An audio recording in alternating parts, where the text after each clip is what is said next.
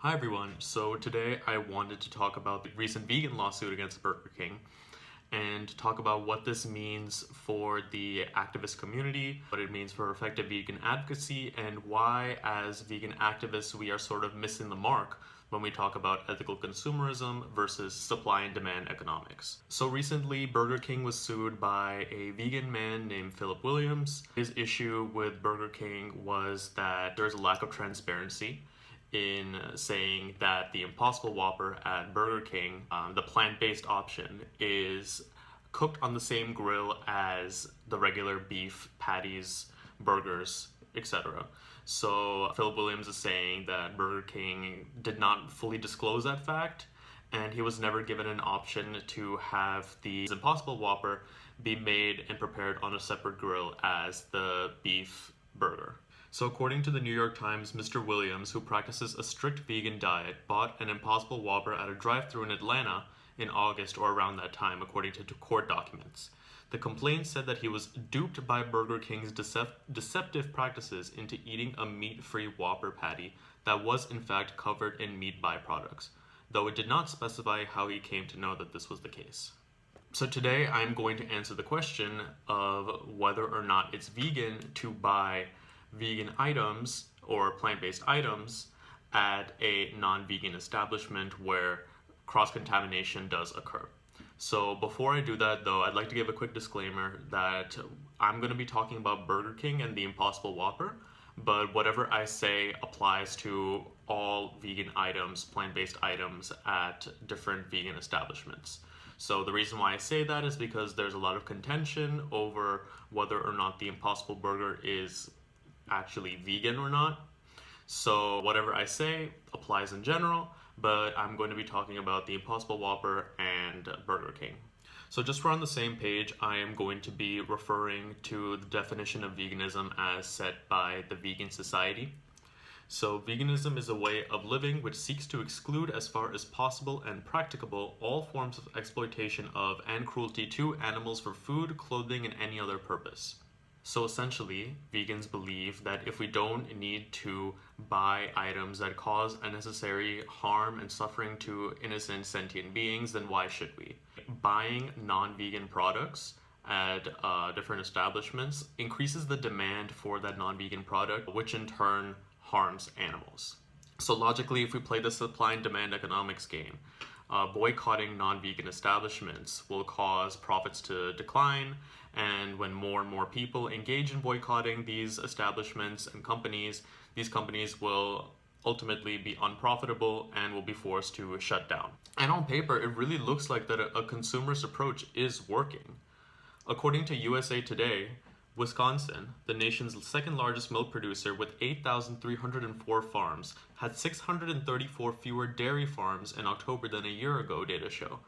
Over the past 2 years, the state has lost a total of 1,100 dairies. Iowa, the nation's 10th largest milk producer with 1,150 dairy farms, has lost about 80 this year. If you take a look at veganism 20 years ago, veganism then is absolutely nothing compared to veganism now. Like, we have Beyond Meat at so many different locations. We have a lot of different plant-based options. It's crazy to think that the Impossible Whopper, a plant-based option, is now available in thousands of Burger Kings all over the nation. Like, you never would have thought of this 10 years ago, 20 years ago. We've seen dairy companies such as Fairlife essentially crumble because of the horrible footage that's been exposed, showing how Fairlife is a highly unethical company. And in order to save themselves, they put out this damage control video. Broke my heart and created a sadness that I'll have to endure the rest of my life. I am sorry and I apologize for the footage in this video. I am committed to never again have to watch a video of our animals suffering the way that they suffered. It is a commitment that I guarantee you that this will not happen again.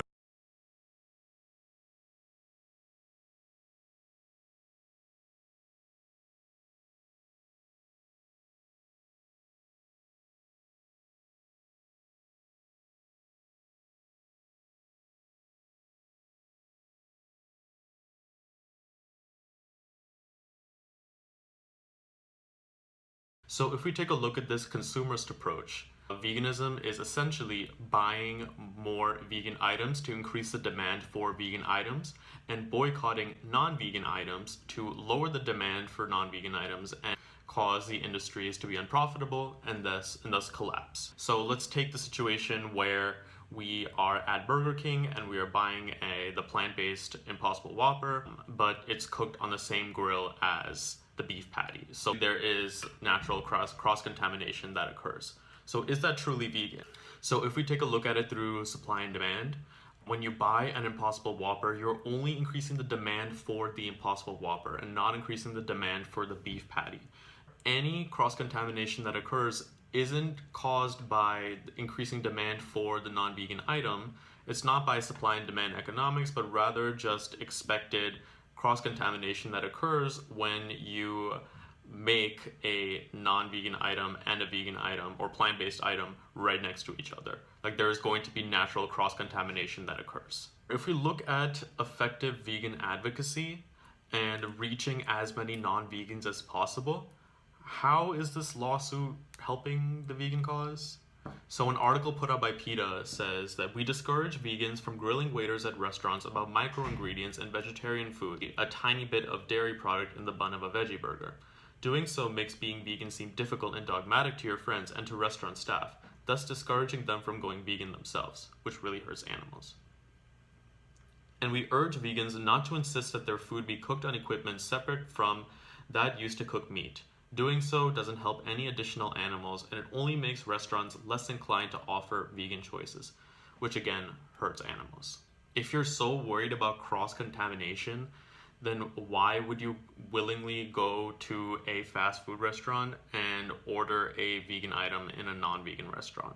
It's very impractical to think that the companies would spend the energy, effort, time to make your burgers on two separate grills. So in terms of a consumerist approach, there's nothing wrong with going to Burger King and ordering a vegan item from there, because essentially you are only increasing the demand for the vegan item and not increasing the demand for the non-vegan item. However, the issue is a lot more insidious than just supply and demand economics. The question is this enough to stop these industries from engaging in exploitation, deforestation, causing unnecessary harm to sentient beings as well as our planet? So by buying these vegan items, can we essentially solve the issue of exploitation and oppression that occurs with the animal agricultural industry?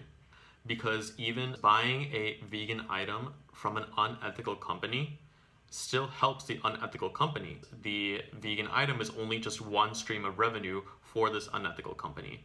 And essentially the fact is that Burger King is a highly unethical company. The Union of Concerned Scientists, UCS, evaluated 13 consumer goods companies in the fast food, retail, and food manufacturing sectors that have the power to help stop this destruction. They each source beef from South America and should work with their South American suppliers to help change practices in order to ensure that the beef in their products is not causing deforestation. 9 of the 13 companies we scored lacked any public policies or plans detailing how they intend to completely eliminate deforestation associated with their beef purchases. Of these 9, 4 did not receive a single point on our scorecard: Burger King, ConAgra, Kroger, and Pizza Hut. These companies need to take immediate action by adopting deforestation-free beef sourcing policies and practices that will prevent their cattle products from fueling forest destruction and human rights violations. Global campaign organization Mighty Earth has done extensive research on the environmental effect that these companies have on South American deforestation. Using satellite and supply chain mapping tools, Mighty Earth connected the fast food giant to a whopping 1 million+ acres of forest cleaning. And its new report, The Ultimate Mystery Meat, the global campaign organization identified 2 of Burger King's biggest soy suppliers as the culprits: Cargill, the largest privately owned company in the United States, and Bunge, one of the biggest players in South America. So is it ethical to buy vegan items from companies that cause so much environmental damage and that are highly unethical?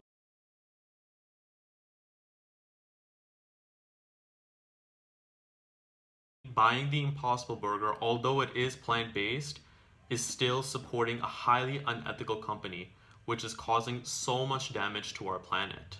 So is that truly vegan? And it's not just Burger King, because there are so many other companies that are out there, such as Nestle, that are highly unethical. If you take a look at Nestle and the practices that Nestle implements, such as child labor in West Africa in their cocoa farms, as well as privatizing water in Michigan while people of Flint, Michigan have no clean water to drink. Almost immediately, residents started complaining. Their water was brown. Some people developed rashes, became sick. Early tests revealed fecal coliform bacteria. So the city and state officials added chlorine to the water supply and told people to boil their water.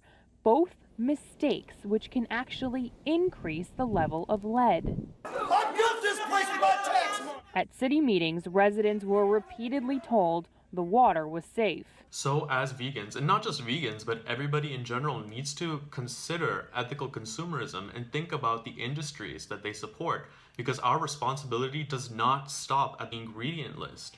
Yes, that causes less harm to animals. However, if you're buying them from unethical companies such as Burger King, Pizza Hut, Nestle, etc., you are essentially funding an unethical company which carries out everything that we as vegans are trying to dismantle and destroy. So is that truly vegan? My point being is that if we rely on supply and demand economics, we as vegans are never going to create lasting change. Because not only are we using our purchasing power to fund unethical companies that cause so much other damage, it seems that our efforts in supply and demand economics are wiped out. That's why consumerism and supply and demand economics really isn't the end-all be-all source. When I first started off in veganism, I thought that by just voting with my dollar and buying vegan items, and if everybody else does the same thing as well, if we increase demand more and more for these non-vegan items, then we will eventually see these companies, unethical companies, Fairlife, Tyson, etc., all crumble down and be destroyed because they're essentially unprofitable. But the mere fact is that if we buy vegan items from these companies, like Burger King or other non-vegan conglomerates, we are still funding the oppression and exploitation of the animals, and as well as the planet, and as well as humans. I have a lot more thoughts on ethical consumerism and effective vegan advocacy and supply and demand economics, so I can definitely make a part 2, but that is all for this video. And if you liked it, then give it a like. If you didn't like it, give it a dislike, and I will see you next time.